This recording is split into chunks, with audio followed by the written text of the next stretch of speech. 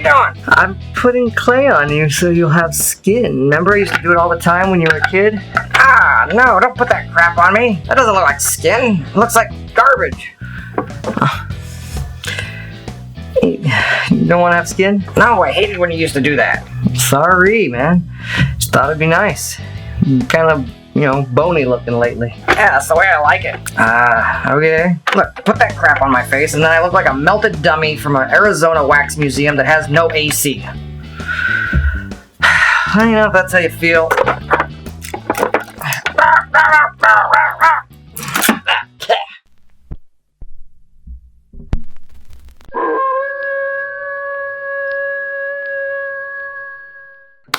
There's no pleasing some people, but hey, at least I know what movie I'm gonna review tonight, and that's the 2014 film, Wax. From the Spanish horror director and writer, Victor Manolano. He's done some other cool horror movies such as Stopover in Hell, Vampires with a Y, and Zarbosos.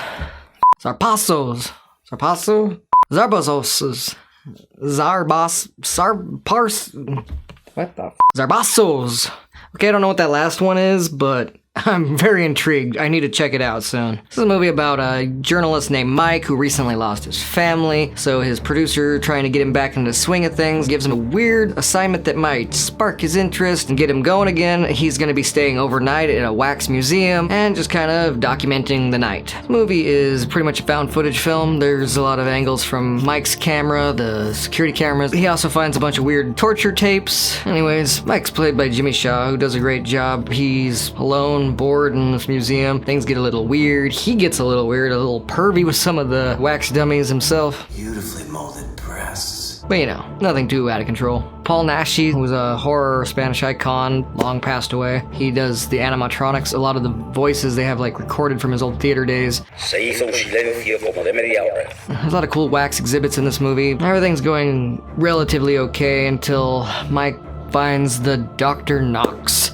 exhibit. Creepy dummy, but it also has a weird video with some torturing going on, which he thinks is a little extreme and wondering why that the exhibit would have this video, but he finds more videos of it later and he starts to believe that Dr. Knox is planting these videos for him to find, and he gets very paranoid and believes that Dr. Knox might be killing and torturing people within the walls. Dr. Knox is played by none other than Jack Taylor, who does an amazing job. He's been in so many horror films, both English and Spanish. To name just a few, he was in The Horror of Zombies, The Mummy's Revenge, Devil's Exorcist, The Ninth Gate, Pieces, Rest in Pieces, Female Vampire, and one of my favorite schlocky old slashers, Edge of the Axe. His portrayal of Dr. Knox is kind of a Hannibal Lecter meets Mr. Rogers. It's hilarious. He's very polite and kind. Canadian Jason would probably enjoy his company, but he's very brutal and violent as a killer. He slashes you open Jack the Ripper style. He likes to eat pieces of your vital organs while you're still alive and being tortured. This movie is pretty heavy on the gore. It's not full-on torture porn though, I hate that term, but yeah, they usually kind of cut away. There is blood, but I've seen a lot worse.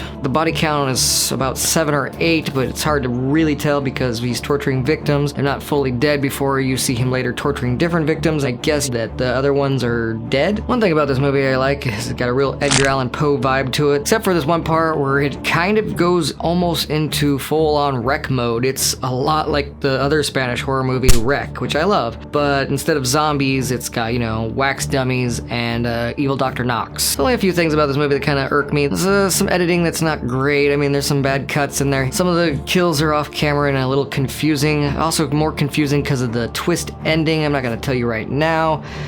Wait till I get to a spoiler section for that, but I kind of dislike the ending. I also have mad respect for it. For nudity, there's 8 boobs, a small beeve glance, and a lot of butts, both female and male. Jimmy Shaw is practically naked for the final act. He doesn't quite drop dong, but he's very nude, and you see a lot of him, probably more than you'd want to. I know this movie does have a few flaws with the editing, and what about the ending that still kind of irks me. I would say what part of the ending I do like, plus all the great acting and good storytelling, I would go ahead and recommend you see it. There's a lot of wax museum movies out there. This one doesn't really focus so much on the wax museums.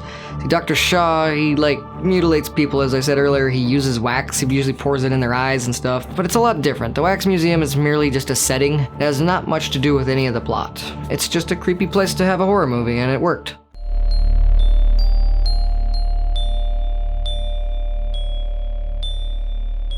Alright, now let's get into that brutal ending. See, Mike is captured by Dr. Knox, and he's tortured heavily and even nibbled upon before he's sewn back up. Tries to make a getaway for it, but he can't. He even finds out that there's a rat stuffed into him. He's been sewn into his stomach, and then he dies. But hey, he didn't die from the rat because there really wasn't no rat. In fact, he just died of fright. See, this is where the ending kinda goes weird, because it turns out his producer isn't dead. She's the one that's been putting all these tapes out there. Her new studio came across the Dr. Knox tapes. They did give them to the cops, but they made their own copies first and then used Mike as some sort of experiment. Because yes, it turns out Dr. Knox did kill his family and they showed it to him, and then he went crazy from there. He wasn't being tortured, he was just pitting the pendulum, gone bonkers, and the Edgar Allan Poe-ness of this all, I like. Confusing me on the body counts and all that stuff, and I guess Dr. Knox wasn't even in the museum to begin with, and I can only assume he's still at large somewhere else. That part kind of irks me. But oh well, at least people did die. Mike died, his family did die. I hate it when it's like, oh, guess what?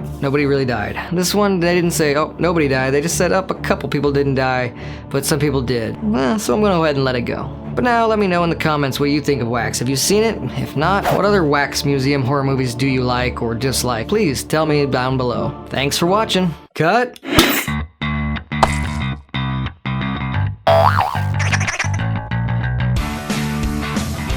Yeah.